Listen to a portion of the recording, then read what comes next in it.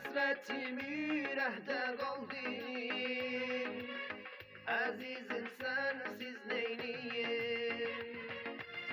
Yalvardım mən Allaha, yoruldum canim Allah. Qocaldım yar həsrətindən, gözlərim qaldı yollara. Dağlara